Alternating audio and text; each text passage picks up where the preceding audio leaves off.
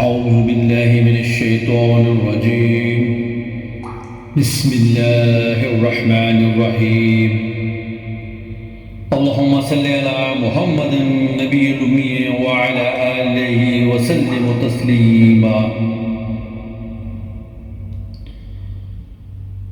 ترجمہ سورۃ بقرہ آیت 37 اور 38. بسم اللہ الرحمن الرحیم. پھر آدم علیہ السلام نے اپنے رب سے عاجزی اور معافی کی چند کلمات سیکھ لیے. بس اللہ نے ان کی توبہ قبول فرما لی. بے شک وہی بہت توبہ قبول کرنے والا مہربان ہے. 38.